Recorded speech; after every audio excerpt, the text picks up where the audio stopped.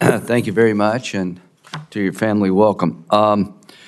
So, to start with, what would happen to the economy if the 2017 tax cuts that were passed through reconciliation by the Republicans expire and go away? What would happen?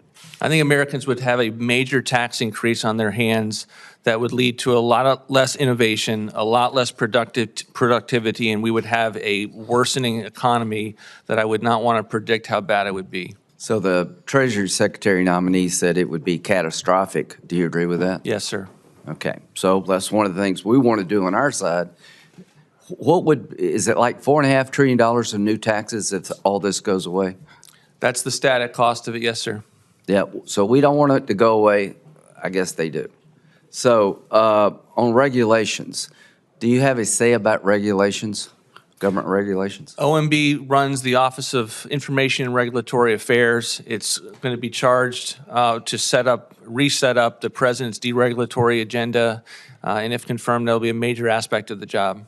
So when it comes to energy production, will you pledge to try to make it easier for America to soundly and safely extract the natural resources that we own, so we don't have to buy oil and gas from people who hate our guts? Yes, Senator.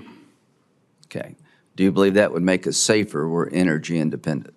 I do believe it's vital from a security standpoint and from the standpoint of Americans' pocketbooks to rely on cheap American energy and not to squander that. Is it part of the goal of this administration is to make sure that we, in the AI space, we dominate?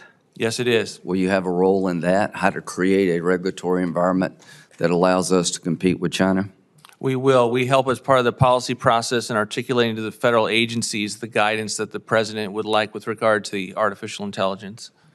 When it comes to spending, is it your goal to reduce federal spending where you can responsibly? Yes, sir. Do you believe there's some room in our budget to eliminate programs that most Americans wouldn't feel the effect of? I do. There's plenty of areas in the federal government to be able to begin to tackle our spending and debt. So you promised me you'd do the best you can to reduce federal spending in a responsible way. Yes, Senator. Good. When it comes to the president's executive order about suspending foreign assistance for 90 days, do you know exactly how that works? Does that stop money going to Israel?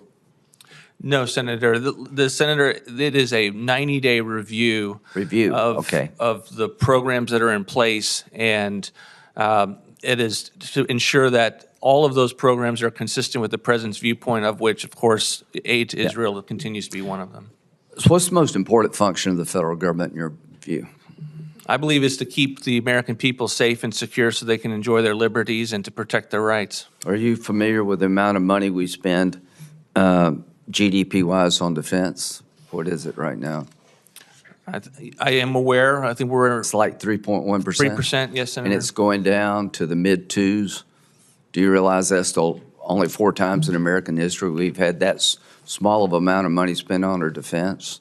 Will you be open-minded to make sure that we can defend this nation by creating a bigger Navy?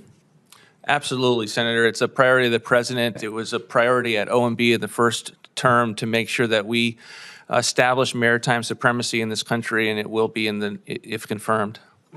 What is the size? Do you know how much money the State and Foreign Operations Subcommittee spends on the State Department and foreign assistance? Off the top of my head, no, I don't know what the allocation is for the 302B. It's $69 billion. Now, that's for the entire State Department, all our embassies, everybody, and the aid we provide to distressed places in the world.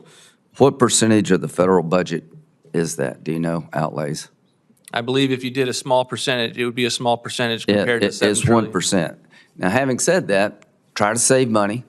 Let's don't waste money.